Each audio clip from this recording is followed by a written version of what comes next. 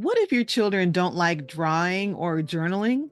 And do you worry that nature study might be a struggle for your family? Don't worry, because we'll explore simple ways to make nature study enjoyable for everyone, even if drawing or journaling isn't their thing.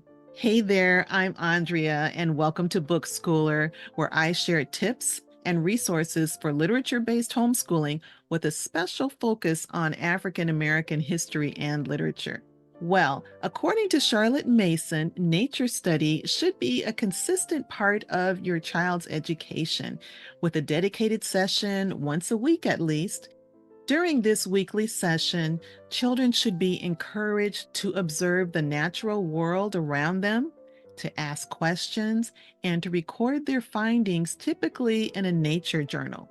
But I am going to talk about some other ways that you can do nature study without journaling if you're interested in that. This regular practice allows children to develop a deep appreciation for the beauty and the intricacies of nature, while also honing their observation and critical thinking skills. By dedicating time each week to this practice of nature study, children learn to see the world around them with fresh eyes because they are honing their observation skills, and they're noticing the subtle changes that occur as the seasons shift and the years pass. This consistent exposure to nature fosters a lifelong love of learning and a deep respect for the environment. Well, when my family first started incorporating nature study into our homeschooling routine, my oldest was very hesitant to draw or write in a nature journal. Instead of forcing the issue, we found alternative ways to engage him. Now, he loved taking photos of interesting rocks and leaves, and we would print them out to create a collage, these photos. And this hands on approach to nature study made study more accessible and enjoyable for him and for my other children. Eventually, he became more comfortable with sketching and writing his observations, and so did my younger daughter. Now, a simple nature study can involve observing the world around them during a nature walk, collecting the item of focus, such as leaves or rocks, or watching birds at a feeder, maybe watching the trees, trying to decide which tree is which. The key is to encourage curiosity by allowing your children to explore what they see around them and ask questions about what they see. Now, some questions you might ask include, what colors do you notice in that flower? Or how does the bark on this tree feel different than the bark from this other tree? While drawing and journaling are popular methods for recording nature study observations, they're not the only options. Children can take photographs, make audio recordings, or even collect small samples to create a nature display. My children have collected and examined various rocks. When you have the rocks together, you can categorize them by color, by shape, or by texture, especially for the younger children. Collages are another favorite activity as an alternative to drawing. Some other things that you can do are you could also try nature rubbings, where you encourage your children to make rubbings of various textures of natural things, like using crayons or pencils and thin paper, and they can create rubbings of tree bark and leaves, rocks, and other natural things around them that you see during your nature walk. And this is also a great way to focus on the intricate details of the patterns that you find in nature. Now, another thing you can do is something called sound maps, and it's really fun. You have your children sit quietly in a spot outdoors, and then they listen to the sounds around them.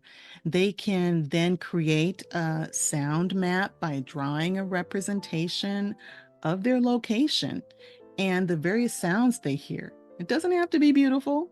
Just, sometimes little stick figures and different colors and some shapes. That's really all they need to do to absorb what they are learning and what they are hearing. And they can use symbols or words to indicate the direction and the type of the sound, like if it's a bird singing or leaves rustling. It could be a car horn that they hear. They can draw a little car, something like that. Another thing they can make are nature sculptures, and this is a great way to get creative and encourage your children to create temporary sculptures using the things that they found on their nature walk, sticks or leaves, rocks, mud, some other things like that. It would just be temporary. And then you would take a photograph of their creation, and then they could keep that in as their nature interpretation in their journal. Finally, nature sensory bottles are a hands-on way to explore the natural world around you. Okay, so you can have your children collect small objects like pebbles, sand, twigs, rocks, all of these kinds of things to create their sensory bottles. And then they can layer these items in a clear plastic bottle and fill the bottle with water or some liquid glycerin. And these bottles would serve as a visual representation of their nature walk. So here's a list of 10 alternative methods for recording nature study observations. So we've got 1 through 10, there's photographs, audio recordings, nature displays, collages, nature rubbings, sound maps, nature sculptures, leaf or flower pressing, video journals, and sensory bottles. Well, what other methods have you used to record your nature study observations? Let me know in the comments below. And by the way, if you'd like a list of nature study drawing alternatives, I will include a link to my guide in the description. Well, when you have children of different ages, it's essential to find ways to make nature study engaging for everyone, right? You don't want some of those kids bored while the others are having fun. And so you can do this by giving your older children lesson stretchers. And I talk a lot about lesson stretchers in my Confident Independent Learner course. But younger children might enjoy a scavenger hunt, while the older children can focus on identifying plants or animals using field guides. Here are a couple of the field guides that we have used over the years, and I will talk a little bit more about those a little bit later. But what you want to do is encourage your child to pursue their own interests within the broader topic of your nature study so that everyone is pretty much studying the same thing. It's just that your children are finding different things that they find interesting, and they are kind of delving into that aspect of it on their own. Okay, so to make nature study a regular part of your homeschooling routine, it's not as hard as you might think. You can just consider setting aside a specific day or time each week for outdoor exploration. It really doesn't have to be long. Just maybe decide and stick to a day and a rough time. So be purposeful and make it fun so that your children look forward to it. Okay. So if you are short on time, you can schedule for a time when you're already outside of the house doing something that you do regularly. Like my family would go to a watershed area that was nearby to one of my children's activities. And we spent time there walking around, and we did this during the different seasons also. So we did a lot of talking about how the area changed since we had last been there and observing the season changes. So you can also incorporate nature study into your other subjects too. So such as art and science or even language arts. You would use natural objects for inspiring the projects, like how I mentioned we use rocks for science. We eventually broke some of those rocks open when we studied rocks and crystals. Well, nature study is a wonderful way to foster a love of learning and the habit of attention, and to encourage your children to become good caretakers of the earth.